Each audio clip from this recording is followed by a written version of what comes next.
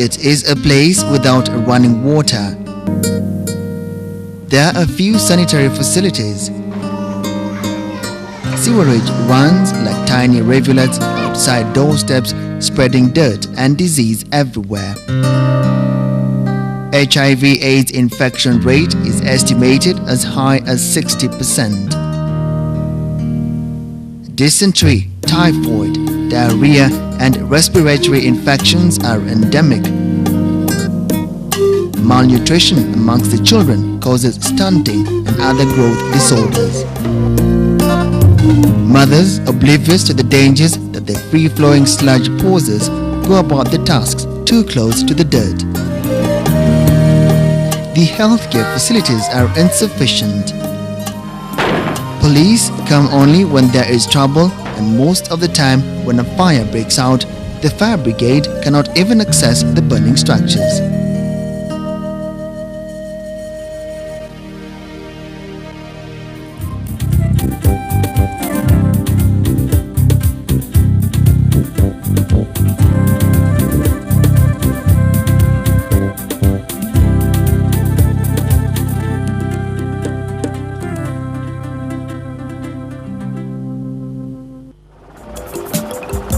One of the largest slums in Kenya, Kibera is home to more than 700,000 people, a mass of humanity. Most of them live in abject poverty. Most houses in Kibera are semi-permanent structures with walls made of wattle, mud and iron sheets. Almost 90% of the families live in single rooms. 70% of the households do not have any waste disposal other than dumping.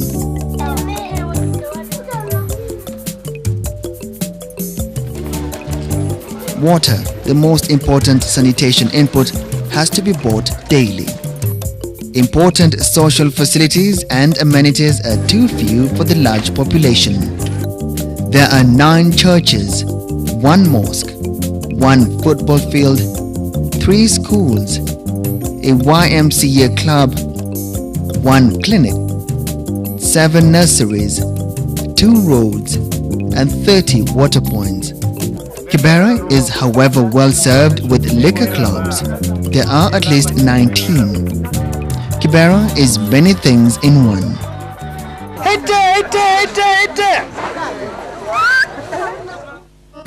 A clothes market, a food market, a cottage industry, an idler's haven, home. It houses a huge number of industrial area casual workers. All these people at the end of the day need sanitary facilities. There are almost none.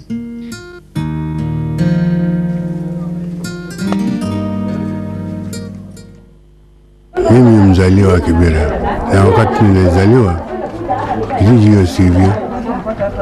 Kulikuwa na nyumba kama 10 peke yake kwa hiyo kijiji. Kwa vile sasa naona kijiji kwa hivyo inazidi na watu wengi sana, na vile inazidi watu wengi inaleta shida nyingi sana, chafu nyingi, takataka nyingi, watu nafasi inakosa kuchimba choo. Vile vyoo viko vichache sana, vile viko ni vichache sana, kiwango ya kwamba watu wote hawezi tosha kwa hizo choo, ama utapata kuna mlolongo wa watu wamepanga line wanataka kwenda haja. Indeed, in Kibera, it takes a long walk to find a latrine. And where you find a latrine, queuing is common practice. When nature calls, there is often no choice for many but to use plastic paper bags. They have become commonly known as the flying toilets, human waste in polythene bags that is thrown over the tin roofs or simply into the alleys and drains immediately after use when nobody is looking. Wengi wanaenda tu pale yote bora tu pawe na giza. Utaenda choo hapo.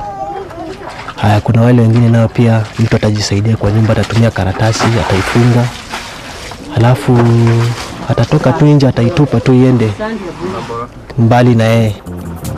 The settlement, which still grows daily, is set on a slope and is carved with an elaborate network of open drains which carry anything you can possibly imagine in various stages of decomposition. Children are constantly exposed to this assortment of pollution. Hata hali yetu ya afya sio fiti, kwa sababu sasa kwa mfano hiyo vumbi wakati unapomeza hivi, hata saa ingine upande wa kifua sio fiti. Upande pia wa mazingira sio fiti yenyewe. Haya mali pia maji sio pia safi sana. Kwa vile kuna wakati maji inakauka, inatubidi tunaenda tunaifuata mpaka Katokera. Hapa maji tunapata labda kwa wiki, labda siku moja, ama saa nyingine inaenda hata mpaka mwezi mzima hivi. Ingekuwa hapa karibu, angekuwa anafanya shughuli nyingine. Lakini sasa itamchukua labda masaa mawili matatu kwenda kuyateka. For most Kibera residents, sanitation and water are priority needs as they relate most of their health problems to inadequate water and sanitation facilities. On many occasions, they are infected with deadly diseases. Tuko na shida nyingi hapa Kibera. Ukiona mara huku siwe jinapita, watoto ndio wanashika kwa maji. Mainzi zinatoka hapo zikiingia kwa manyumba, tukikula chakula, watoto wanaanza kufura tumbo, tunashindwa. Hii ni maneno gani? Chakula ndio hizo tena, mainzi zinatoka kwa sewage, zinaenda watu wanauzia karibu kwa sewage.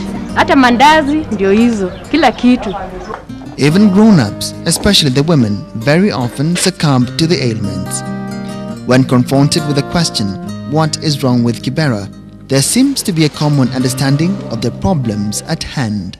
Social problems such as alcoholism are a major contributing factor to the spread of HIV/AIDS.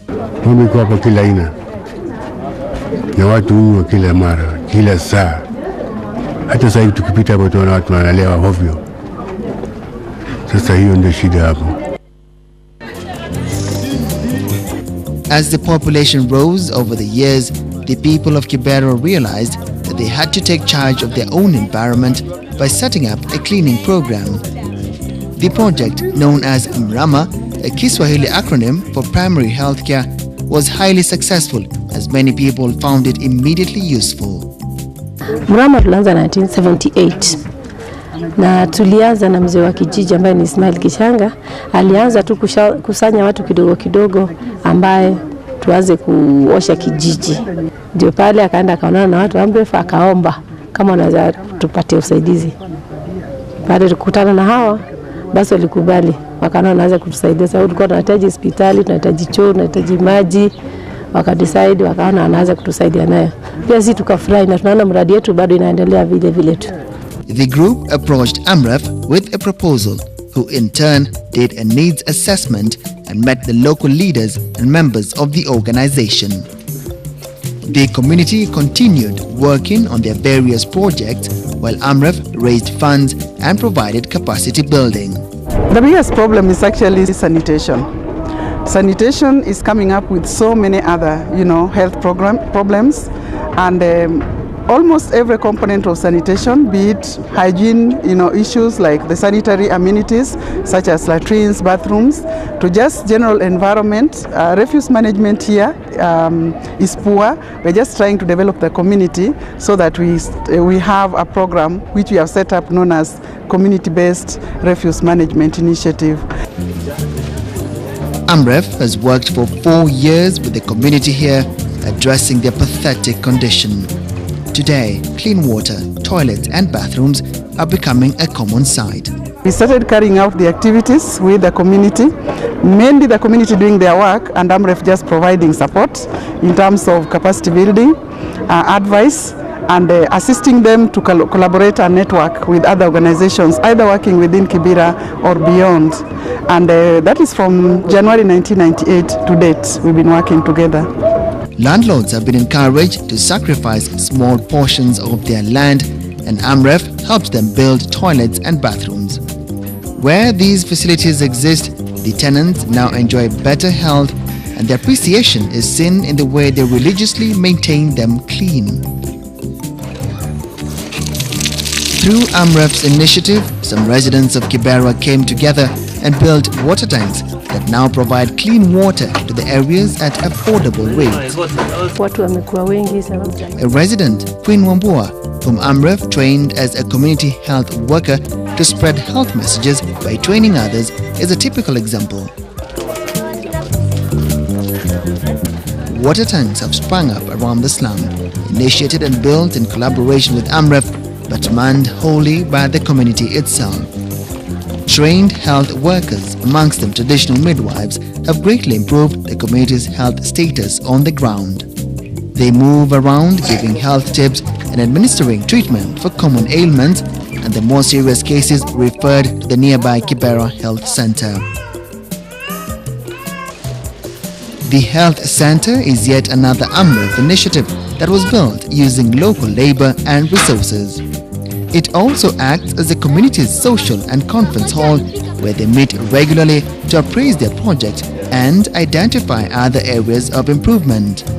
The health center's modern operating theatre and laboratory are equipped to deal with any emergencies depending on individual abilities. Mimi tupate usaidizi zaidi kutoka kwa AMREF ama NGOs zile zingine, lakini AMREF ndio tunadili na wao. Pale kama wangeweza wangetuongezea vitu nyingi, waongeze vyoo, watuongezee maji, vitu nyingi, wapeleke watu training kama village health committee wako, lakini wanaanza tena wakaongezewa tu kwenda wajue jinsi ya kukaa kwa kijiji. The Mrama initiative seems to be the best approach to solving the myriad of problems of Kibera. It has a track record and a dedicated membership keen to change their surroundings and their living conditions. AMREF is helping them move closer to their goal. However, a lot more has to be done to ensure continuity and success. Shida ya mitaro, uzoaji wa takataka pia unajua pia ni shida. Pia ingekuwa jambo la busara pia vile kama pia wanakijiji wangeweza kufunzwa sana kuhusiana na mambo ya vile mtu anaweza zoa takataka kutoka kwa nyumba yake na labda kuiweka pale fulani, ndio labda kama kuna watu wamejitolea kama sisi tuende kuzoa, tuende tukachome ama tupeleke kule tunapeleka. It is indeed a challenging task. The people of Kibera have already shown the will, initiative and drive to change their condition. We can all help them achieve their long-cherished goal.